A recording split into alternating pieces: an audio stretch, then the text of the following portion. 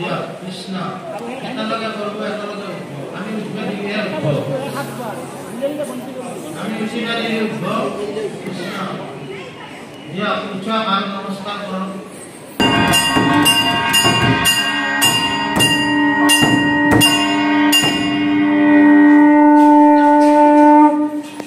নমস্কাৰ মই অপৰ্ণা দৰ্শিল।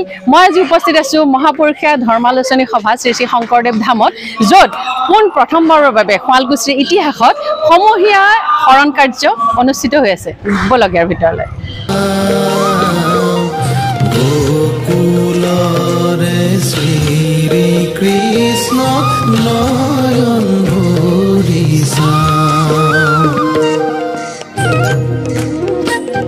আমাৰ মাজত উপস্থিত আছে মহাপুৰুষীয়া ধৰ্মালোচনী সভা শ্ৰী শ্ৰী শংকৰদেৱ ধাম শুৱালকুছিৰ সভাপতি ডাঙৰীয়া।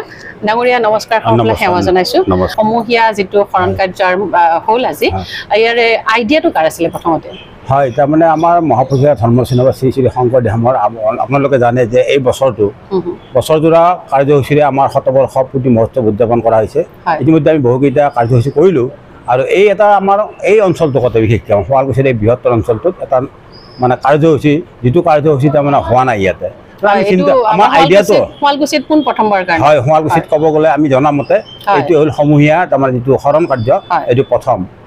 আৰু আমাৰ এই আইডিয়াটো আপুনি কথা কৈছে, আইডিয়াটো হ'ল কি, আমাৰ দুজনমান অৱশ্যে মোৰ এইটো আইডিয়াটো মই বুলি নকওঁ, আমাৰ যিখন সমাজ আছে এই সমাজখনৰ এদিন আলোচনা কৰোঁতে এই কথাটো আমাৰে যি আমাৰ ভকত বাপসকল আছে তেওঁলোকে ক'লে যে আমাৰ বহুতো আমাৰ সমাজৰ মানে বৰ্তমানৰ উঠি অহা প্ৰজন্ম বা বয়সস্থ লোকো এতিয়াও আমাৰ গুৰুজনাৰ যদিও ধৰ্মটোত আছে কিন্তু শৰণ কাৰ্যটো লোৱা নাই।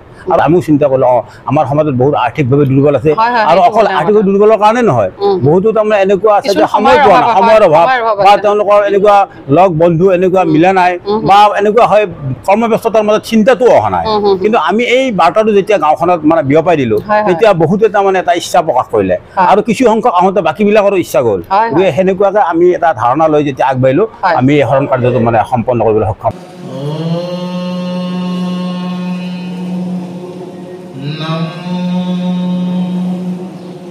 ভগৱতে বাসুদেৱায়। আমি এদিনতে কৰিম বুলি ভাবিছিলোঁ যদিও মানে আমাৰ যিটো অঞ্চলৰ এই শৰণ হ'ব বিচৰা লোকৰ সংখ্যাটো বেছি হৈ যোৱাত আমি দুদিনীয়া কৰিলোঁ। গুৰু কোন কোন আহিছে শৰণ দিয়াৰ কাৰণে? এই দুদিনীয়া কাৰ্যৰ কাৰণে আমি প্ৰথম দিনাৰ কাৰণে এগৰাকী গুৰু আমি ঠিক কৰিলোঁ। আমাৰ সেইগৰাকী আছিল শৰণাচাৰ্য আমাৰ ভূমি মহন্ত বাপ বুলি। তেওঁ আমাৰ শুৱালকুছিৰে এগৰাকী শৰণাচাৰ্য। আমাৰ প্ৰায় 60গৰাকী যোৱাকালি আমাৰ শৰণ গ্ৰহণ কৰিছিল তেওঁৰ ওচৰত। আৰু আজি দ্বিতীয় দিন শ্ৰী ঈশ্বৰ হাতী সত্ৰ তাৰ আমাৰ বুঢ়া সত্ৰাধিকাৰ ৰাজীৱ লোচন সন্ত বাপ তেওঁ শৰণ দিয়াৰ কাৰণে আমি আমন্ত্ৰণ কৰিলোঁ।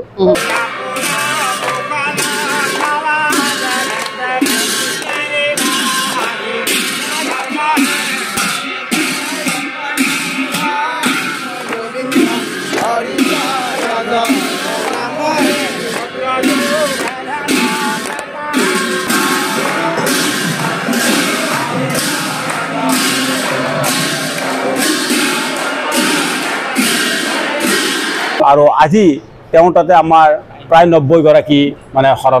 কিমান হ'ল আপোনালোকৰ এতিয়া? ক'ব গ'লে আমি প্ৰায় 150 আমাৰ দুদিনত।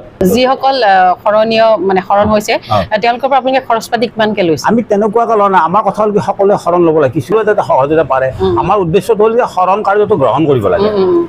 সেইকাৰণে আমি মাত্ৰ 100 টকা এটা আমি বৰঙণি ঠিক কৰিছিলোঁ। আজিৰ হিচাপত বহুত কম। যদি আপুনি অকলে যদি হ'ব যায় তেতিয়ালৈতো বহুতখিনি লাগে। আপোনাৰ ধৰি লওক আজিকালি হ'ব গ'লেতো 10-20 হাজাৰ টকা সুন্দৰ পৰিৱেশ হৈছে। হয়, খুব সুন্দৰ। আচলতে বহুতে এইটো ইতিহাস হৈ ৰ'ব, আমাৰ শুৱালকুছিৰ ইতিহাস হৈ ৰ'ব। আজি মহাপুৰুষীয়া ধৰ্মালোচনী সভা শ্ৰী শ্ৰী শংকৰদেৱ ধাম আৰাধক সমাজে এই শতবৰ্ষ পালনৰ উদ্দেশ্যে আগবাঢ়িছে, আৰু এই শতবৰ্ষৰ লগতে সংগতি ৰাখি সেৱকবৃন্দক কাৰাভাৱে শৰণৰ যিটো পথ বোলে জীৱৰ কাৰণ হেতু নাৰায়ণ বৈকুণ্ঠ তেজীয়া আঁকি সহায় মাধৱ নানাবিধ ৰসে প্ৰচাৰিণে যশ ৰাখি এই জীৱৰ কাৰণ এই পথটি ধাৰাভাৱে মোকলাই দিছে। গতিকে সকলো শৰণীয়াসকলে সেৱা লৈছে। আমাৰ ৰাইজৰ ফালৰ পৰা ধাৰাভাৱক এই ধৰ্মখিনি প্ৰদান কৰাৰ অৰ্থে আজ্ঞা কৰি ধৰি কৰিছে।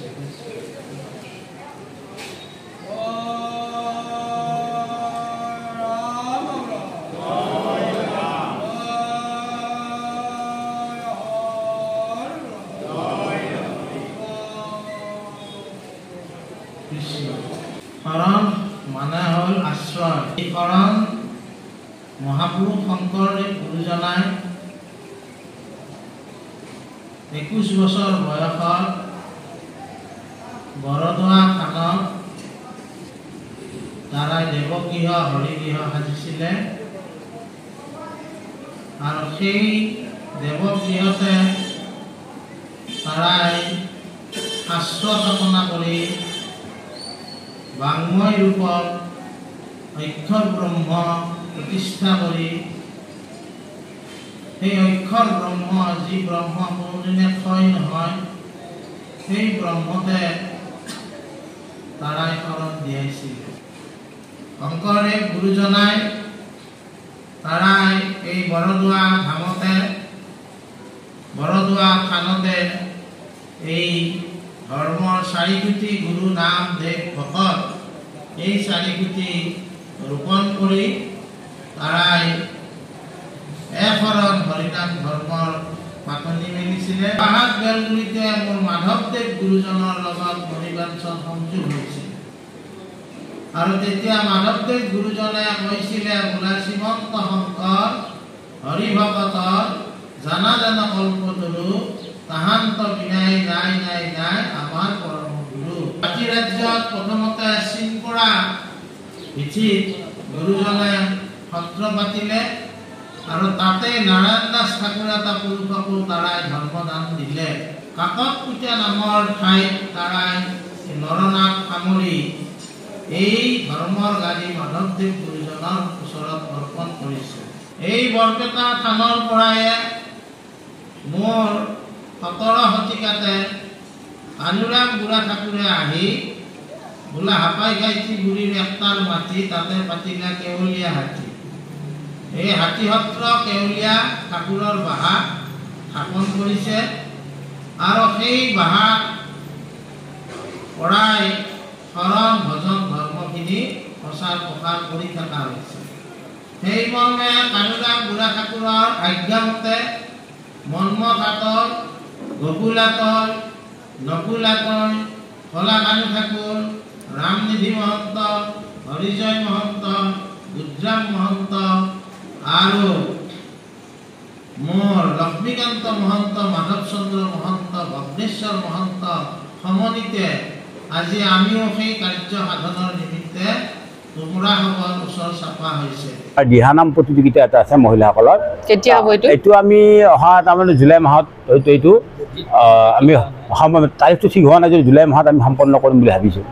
তাৰ লগতে আমাৰ জুলাই মাহতে এটা আমাৰ প্ৰশিক্ষণৰো আমি ব্যৱস্থা কৰিম। আমাৰ থিয় নামৰ প্ৰশিক্ষণ আমি চিন্তা কৰি আছোঁ। আচলতে সম্পূৰ্ণ মানে আপোনালোকৰ শতবৰ্ষৰ পূৰ্তি উপলক্ষে হৈ আছে। শতবৰ্ষৰ পূৰ্তি মহোৎসৱৰ এই ধাৰাবাহিক কাৰ্যসূচী আমি 12 অক্টোবৰৰ পৰা 5 দিনীয়া কাৰ্যসূচী আৰু শেষত আমি এদিন মুকলি অধিৱেশনখন পাতিম। সামৰণি আমাৰ 5 দিনীয়া কাৰ্যসূচী হ'ব। আচ্ছা আচ্ছা।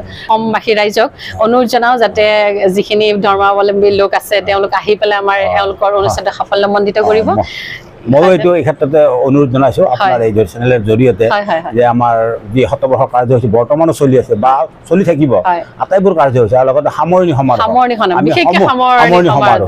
সেইকেইদিনত আমাৰ আটাই মানে অসমবাসী ৰাইজক অনুৰোধ জনাইছোঁ আমাৰ এই শুৱালকুছি অঞ্চলৰ এখন বৃহৎ ধৰ্মীয় অনুষ্ঠান গুৰুজনাৰ মানে যিটো আদৰ্শ সেই আদৰ্শনে প্ৰতিস্থাপিত গতিকে এই অনুষ্ঠানটোলৈ যাতে আহে আৰু সকলোৱে যাতে সহায় সহযোগ কৰে তাৰ কাৰণে অনুৰোধ জনাইছোঁ। মই নমস্কাৰ জনাইছোঁ।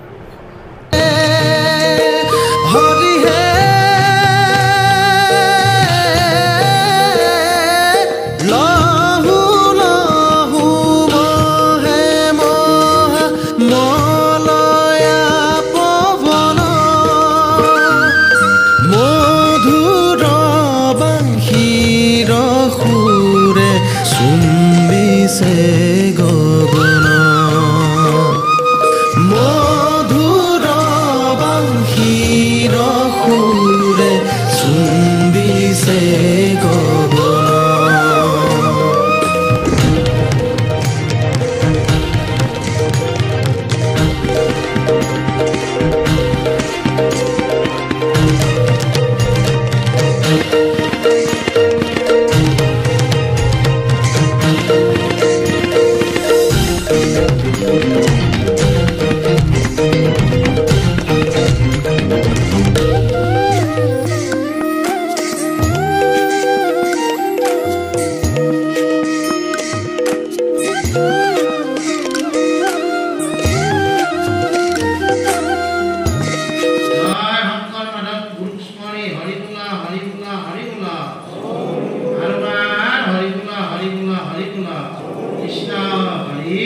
অ ৰাখ